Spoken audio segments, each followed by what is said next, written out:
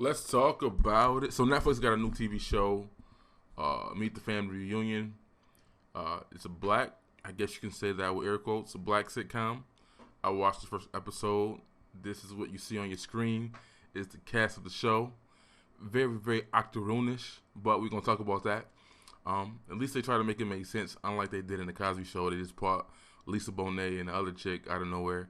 But I watched the first episode, and I'm gonna give my review of what I think of the first show. We haven't had a good, to me, black sitcom in a minute, or a more family orientated one. And let's see if this makes the cut.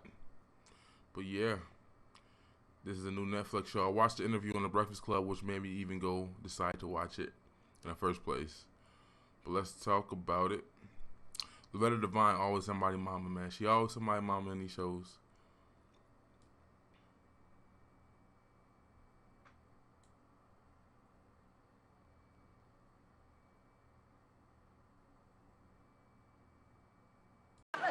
Wow, Jade, you're the same color as this pudding.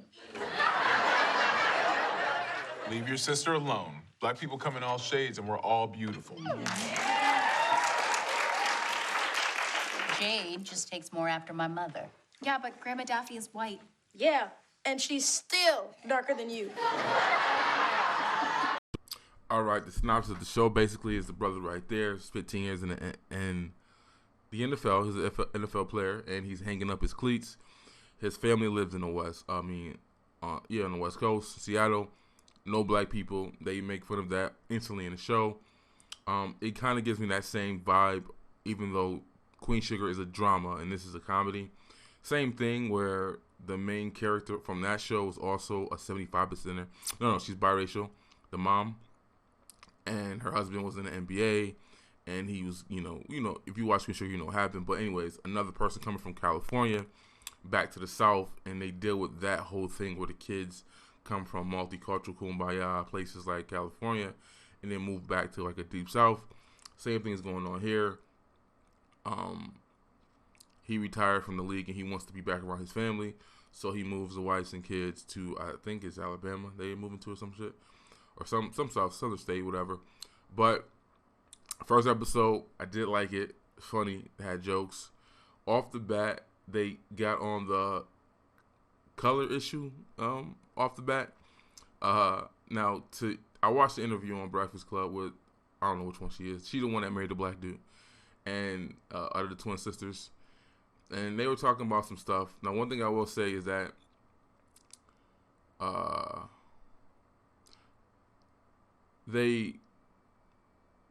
it doesn't have the vibe that I get from a lot of sitcoms that like overly liberal, overly preachy. Only from the first episode. I didn't see any of that yet. So that's a plus for me. Like, you watch Blackish, every episode is that. Read Between the Lines was that.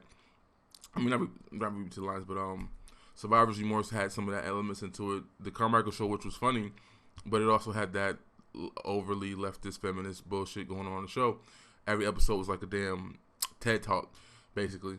But I haven't got that from this show yet. It's been funny. It's been legit. It seems to be politic-free.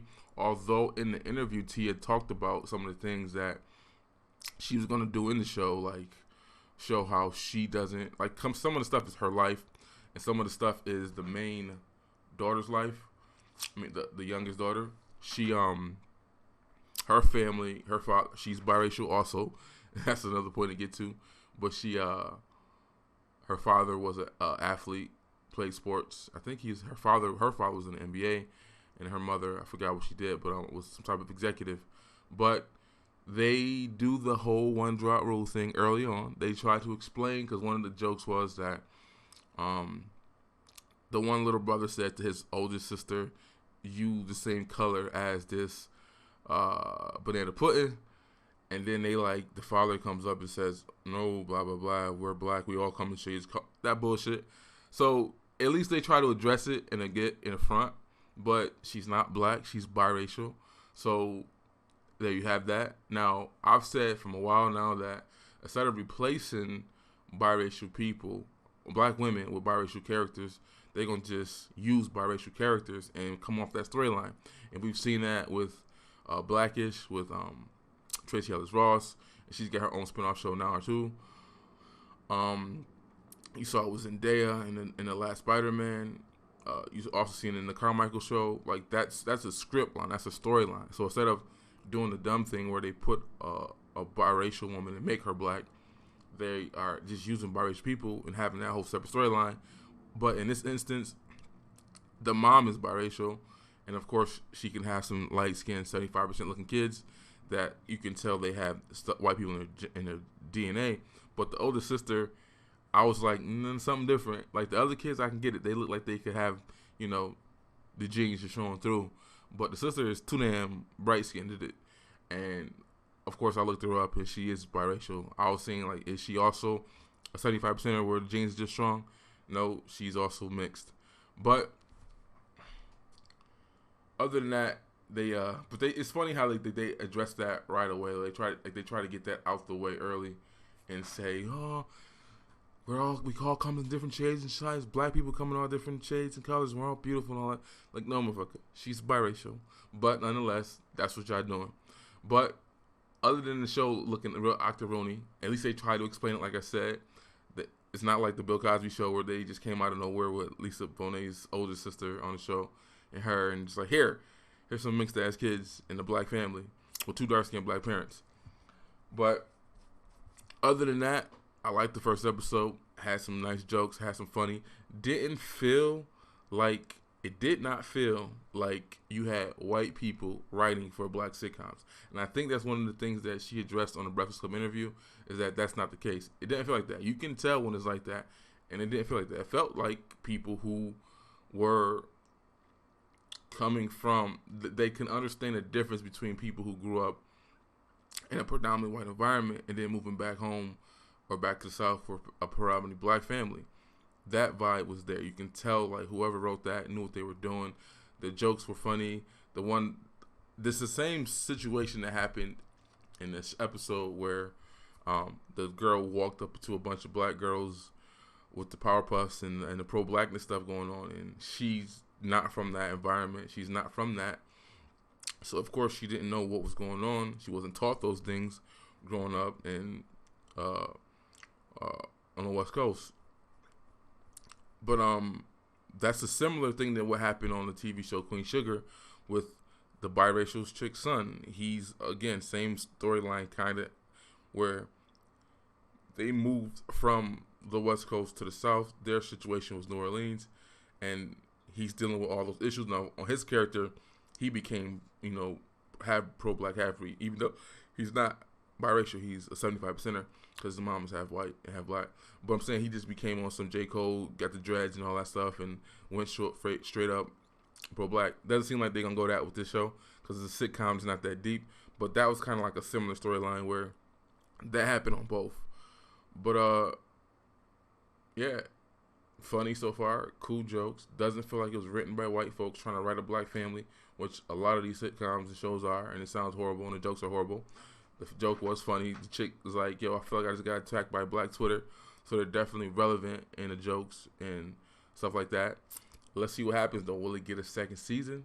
A lot of people put The Cosby Show as the metric in the bar, and I would agree. Although the first couple seasons, when they did that switch and add people and all that stuff is weird. But it is still a metric in the bar for what it was. A lot of people, 80s Babies, they love the other show that he did, the one about college, A Different World or whatever. But for the love of me, I can't get into that show. Like, I just try. Like, I watch 2 or 3 episodes and be like, yeah, this is boring. I can't get into it. I can't get into the parts where I want to see what happened later on when, they got older and people got married and whatnot. But I just can't get through it. But a lot of folks my age, that's their show. Like, they appreciate that show. They don't care about the Cosby Show. They understand that the Cosby Show brought forth that show. But if it wasn't for the Cosby Show, there wouldn't have been A Different World. But they like that better. I can't get into it. Another show to me that is up there with the Cosby Show that we don't talk about because we act like it was just the Cosby Show and that was it. But we had The Rock. We had Family Matters was different, but I'm not gonna say it's up on that par. But we had that. We had Lincoln Heights, which is a show that I thought was comparable to the Cosby Show in the sense that it was and they did more of the things that the Cosby Show didn't do as far as go into the community and address issues. That they did that differently that the Cosby Show didn't do. You know, it was a middle class black family who mom was a nurse, father was a cop. Black cop said, "We taking our family, we going back to the hood," and you can know all the stuff that came around that. So I put that up there as like next to the Cosby Show. I put Lincoln Heights up there. This show, I don't know if, like, again, like I'm talking about, was just not like the family stuff, the issues that they talk about, and it actually being funny without being preachy. Like, those are metrics I look for in a good sitcom, a good black sitcom, quote unquote. Like, Blackish and all that stuff is just like, I stopped watching Blackish after the second season. I did go back and binge like later because I wanted to see what was going on with it, but it just stopped holding my interest. Have no desire to watch the new show with Rainbow or the show with the daughter in college. Don't have no desire to watch either one of those. That's probably for like little millennial fuckity fucks to watch. But I like the first episode. I'm gonna continue to watch it. It was funny so far. Hopefully, don't get overly worldly, liberal, and preachy. And I say that, but in the interview on the Breakfast Club, Tamika, or whichever sister she is, she was saying that like we don't discipline our kids, and saying like she doesn't share a lot of the more traditional things, like not going to church or letting them pick their own religion type stuff. Like, they're trying to be those type of parents. But you would think the sister who married the white dude would be on that type of stuff, but it's not. The one who married the black dude, is on that alternative parenting styles and whatnot. And they show some of that in the show, and they show you the rifts between, obviously, Loretta Devine and her husband. They're old school black Southern parents, and they don't probably approve. They're not budging in or nothing like that. But there's that. Like, that's the only. They're trying to do this new age parent stuff that, you know, most black folks ain't on this shit, trying to parent their kids this way, but they are. But again, it makes sense because they come from the West Coast and they're around those type of elite circles, so it is what it is. But if they can keep the overly liberal shit out of it and trying to be preachy, you know, it'll definitely be a good show. But I don't see it going in that direction because it doesn't seem like that at all. So let me go finish watching some of the episodes and see how it turns out. That, you know, growing up, church has always been a part of my life. I feel like with black culture, church is always a part of, you know, everybody's life, whether you wanted to go to church or not. Correct. You were in church on Sunday. And I just really love that about this show. All day. Yes. You know, this show is for us, by us. And what I love about, you know, the writing staff is the stories are very authentic and they're very real. And it makes the show very relatable and very grounded, and that's why I was really, really excited about doing this show. Have you learned anything